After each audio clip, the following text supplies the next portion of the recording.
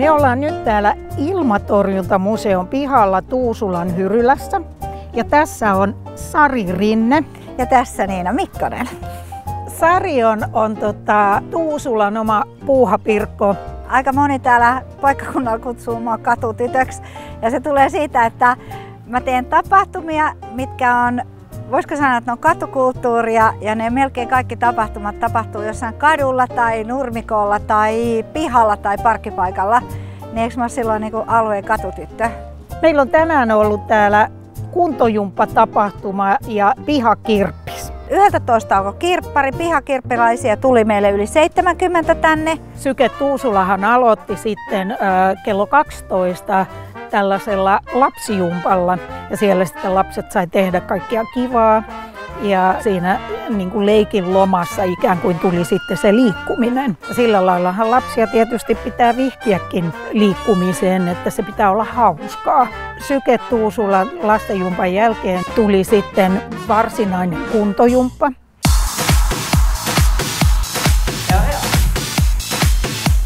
Kello 13 alkoi koko kansan kuntojumppa. Kiki Halme veti, Teija Reininieminen teki tuolijumppa ja Niina Mikkonen jumppasi.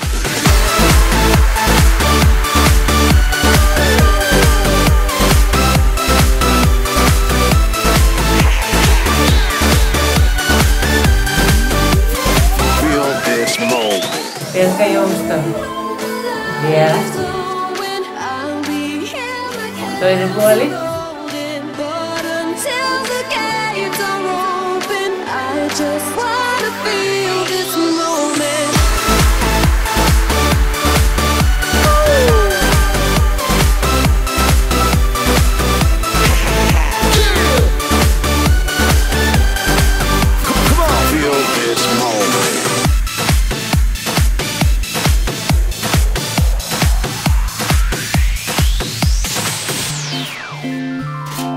Kuntojumppa on saanut alkunsa siten, että meitä oli 3 ystävätärtä ja muutama muu, jotka lähdimme kevättalvella kävelylle tänne Tuusulanjärven rannalle. Ja siellä sitten pohdin, että haluaisin tehdä tämmöisen tapahtuman, joka olisi ilmainen ja joka olisi vauvasta vaariin ja mummoon sekä liikuntarajoitteisille suunnattu. Eli otettaisiin kaikki huomioon, oli sitten kuntourheilija tai vasta-aloittelija. Sari ilmoitti, että joo, että mehän tehdään se Ilmatorjuntamuseon pihalla. Niina Mikkosen kanssa sitten ideoitiin tätä ja Esa Kelloniemi ja Ilmatorjuntamuseo, Ilmatorjuntasäätiö ja Tuusulan kunta lähti heti mukaan meidän tähän tapahtumaan ja sitten me laitettiin pihakirppis. Ja viime vuoden elokuussa siis pilotoimme kuntojumpan erittäin hyvällä menestyksellä. Se oli aikamoinen iloinen yllätys, koska meillä oli tämä piha ihan täynnä väkeä. Täältä Ilmatorjuntamuseon porteista tuli yli 2500 henkeä sisään. Ja tänä vuonna meillä on tullut noin 2400 ihmistä tänne sisään, mikä on ihan huippu. Ykako,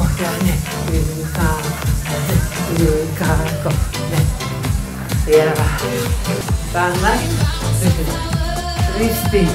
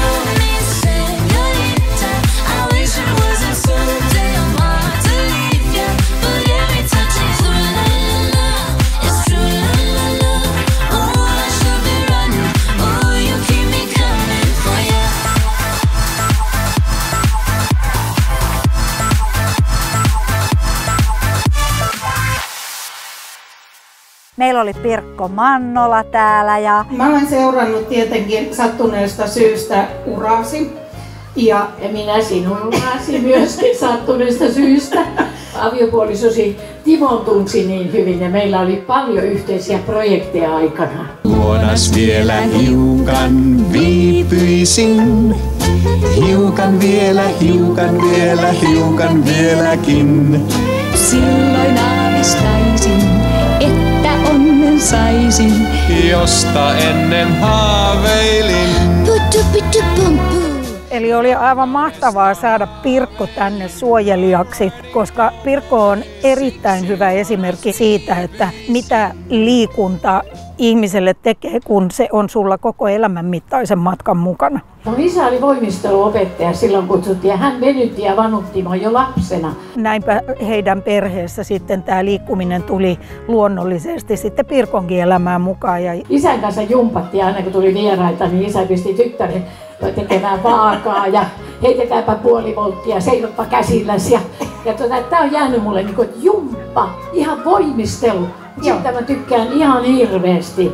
Pirkko sitten tuossa 60-luvulla intoutui joogasta.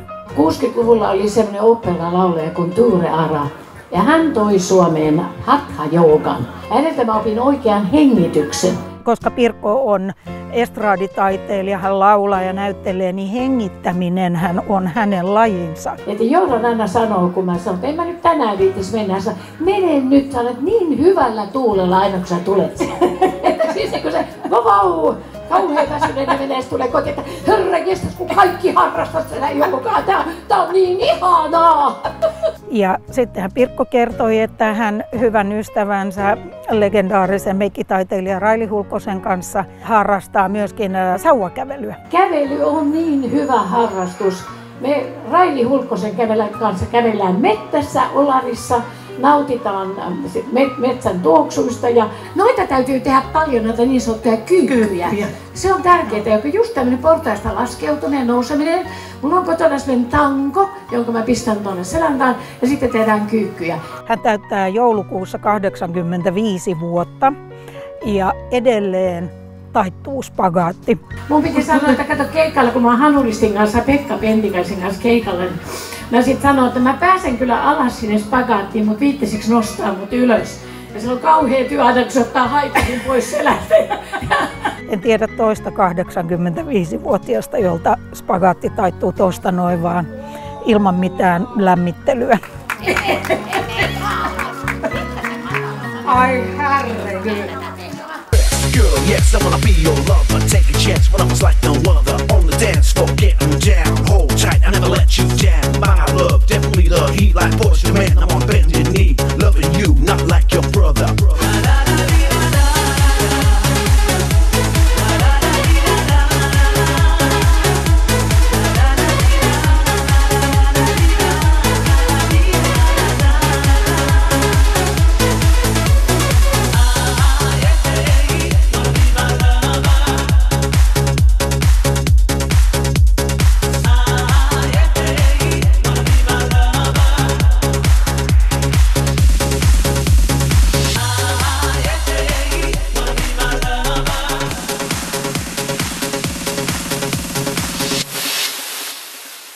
Sitä meillä tuli lavalle myöskin Pirkon viereen toinen seniori, Raimo Stenvall, liikenneneuvos 85, ja hän on tämmöinen himourheilija, jos näin voi sanoa. Raimohan juoksee maratoneja, hän fillaroi kaikki matkat, mitkä vaan voi, huolimatta siitä, että hänellä on kuljetusliike.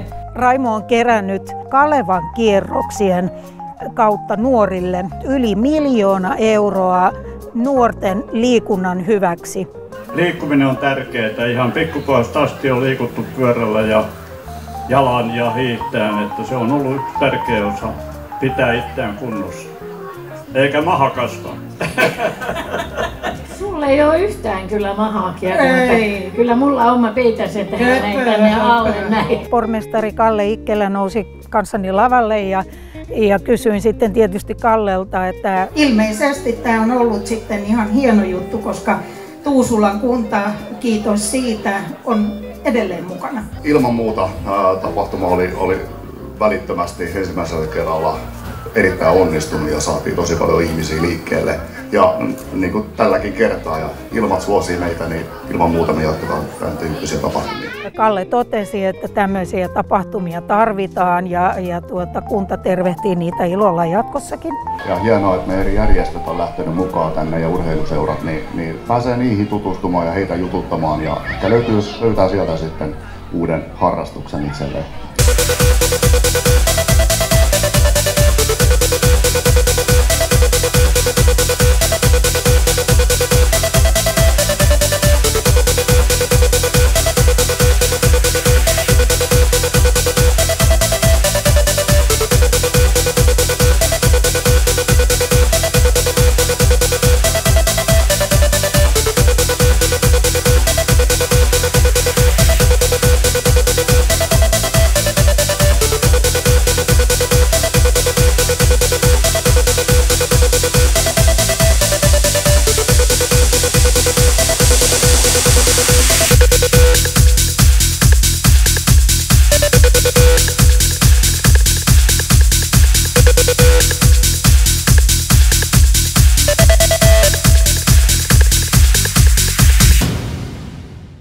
Sitten on tietenkin Esa Kelloniemi, joka on siis Ilmatorjuntamuseon johtaja.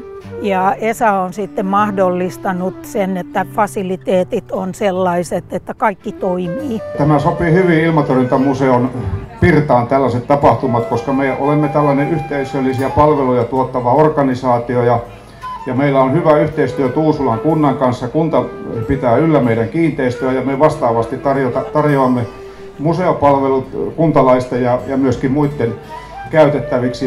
Ja meillä museolla on tietysti oma ketunhäntä kainalossa tässä, että me saamme tänne samalla, kun me tällaisia erilaisia tilaisuuksia järjestetään, niin sellaisia ihmisiä asiakkaiksi, jotka muuten ei museossa kävisi. Ja näin ollen myöskin Ilmatorjuntamuseo ja meidän omistava säätiö saa tätä museon sanomaa maanpuolustushenkeä niin kuin tavallaan eteenpäin. Ja yksi hyvä syy on myös tietysti se, että vaikka tämä on ilmaistapahtuma museolle, niin meidän museon myynti, kiitos te asiakkaat, niin aina pomppaa tämmöisenä päivänä. Ja se on meille hyvin tärkeää, koska me emme ole mikään sellainen kultakaivos. Aivan, niin siinä mielessä nämä tapahtumat on todella hyviä ja ollaan edelleenkin mukana innolla näissä.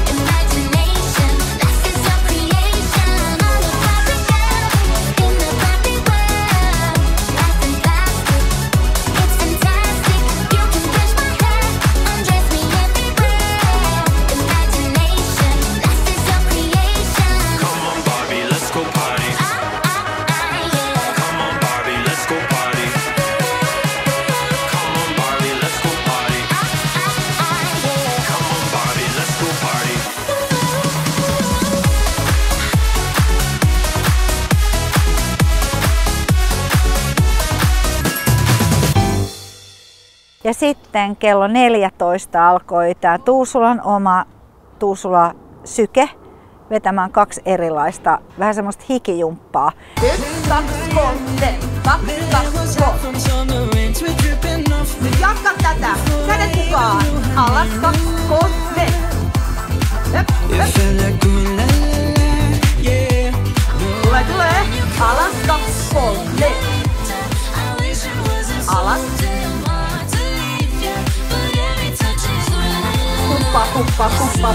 Pumppa.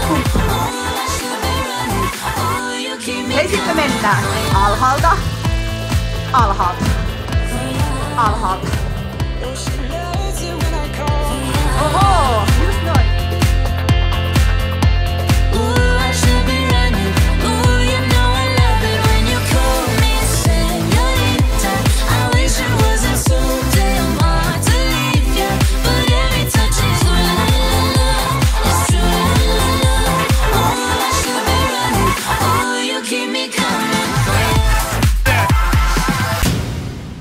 Haastattelin siinä myöskin Sanna Turusta. Sanna Turunenhan on Tuusulan oma tyttö ja tunnetaan paremmin ammattilaisnyrkkeilyn maailmanmestarina vuodelta 2021. Tällä viikolla tosiaan valmentaja teki videoa kyseisestä otteluviikosta ja siinä kaikesta tapahtuneesta, niin voi sanoa, että kyllä muutama kyynel vierähti sitä muistellessa ja vähän semmonen, että niin, mitäs nyt? Niin, koska nythän sä oot saavuttanut sen kirkkaimman, mitä voi saavuttaa aktiiviuralla. Kyllä.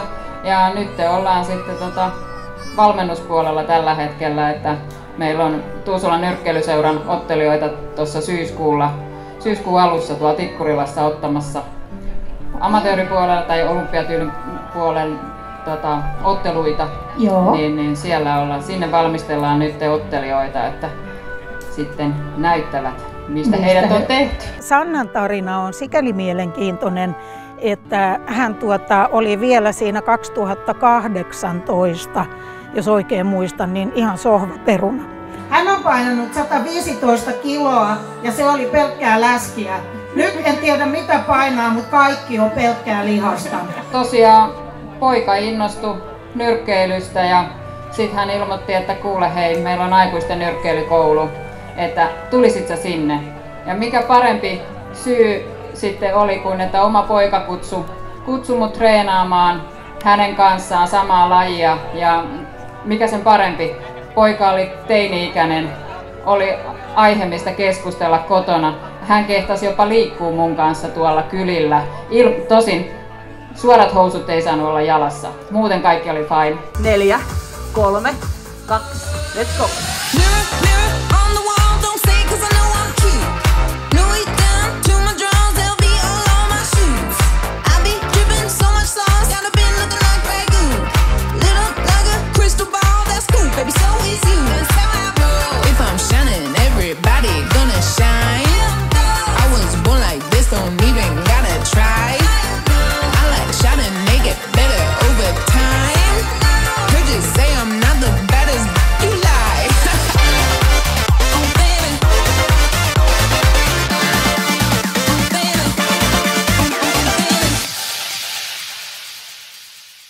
Kati Leinilähän on todella huippuohjaaja. Hän piti tämän Tabatan ja siinä oli mahtavaa nähdä, miten paljon oli ihmisiä siinäkin jumpassa mukana. Ja heti perään pienen juomatauon jälkeen niin hän veti vielä tämmöisen evergreen-tanssijumpan. Sitten lähdetään sasee, sa. Eiks vaan? Kädet heilahtaa. Hyvä. Tuli se sase-askel. Joo! Sasee! Sormiasi polta, se jätkä täydellinen on vartalolta ja tanssii aivan niin kuin sun Travolta, yeah! Neiti groove, neiti groove, neiti groove, neiti groove, neiti groove. Käyttäytyy semi-hullusti. Kakarat sano, ei oo mun mutsi. Kun se vie hyvä mies, pidä punkuski. Ei moni pysty reivaa se rumpuihin. Hän on neiti groove, juttuun takertuu. Hän on neiti groove, joukkoon sekoittuu. Hän on neiti groove, lattialle tuu. Hän kuiskaa ja muu unohtuu. Koputtaa, multa sana koputtaa. Multa sana Tässä voi hengittää lankioita. Multa sana koputtaa. Multa sana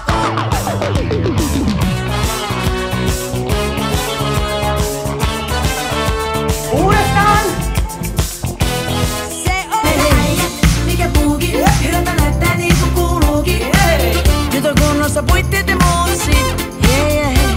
Mikä huije, mikä puuki. Mä on nessis, mitä ikinä tapahtuukin.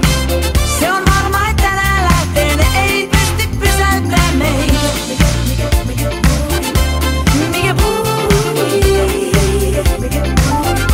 Mikä puuki. Yes. Hyvä.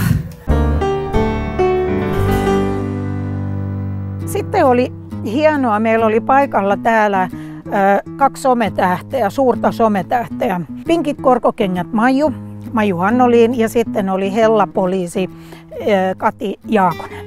Mutta mitäs teille liikunta merkitsee? Siis mä oon ollut kova liikkumaan aamulla ennen kuin mä menin töihin, niin mä odotin 6:30 aikaa. Ja tällä hetkellä liikun silleen, että mä tykkään kävellä. Mä koitan kävellä, mulla on semmoinen itselleni 10 000 askeleen haaste. Ja sanotaan, että ainakin se pitää 2-3 kertaa viikossa niin kuin toteutuu ja sitten muuten tulee semmoista 5-6 000 askelta ihan peruskävelyä, mutta se, että 10 tonni pitäisi ylittyä siinä 3 päivää ainakin viikossa. No mitäs sitten Kati? No siis mun elämä on, tai meidän perhe-elämä on niin työorientoitunutta, mutta ehkä tää muuttuu nyt kun me muutetaan tänne Tuusulaan. Eli ajatus on, että meidän elämässä voisi olla välillä vähän muutakin kuin töitä. Mutta siis muutenhan mun työ on aika jaloilla olevaa, että pari päivää kuukaudessa mä istun koneella ja muuten ravataan keittiössä ja kuvaillaan ja kyykistellään ja kurotellaan ja nostellaan. Se on semmoista hyötyliikuntaa.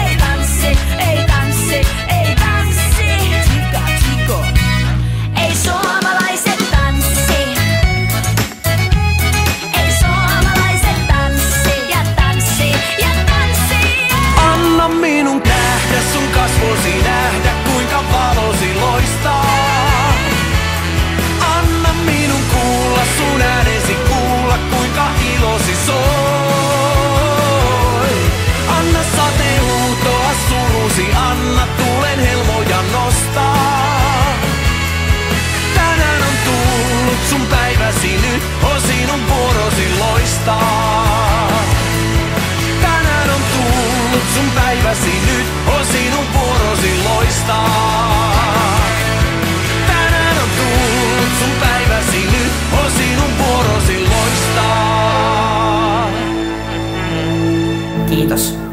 Hyvä. Kiitoksia. Se oli siinä se Evergreenin konsepti. Siihen itse asiassa sitten se jumppa päättyi.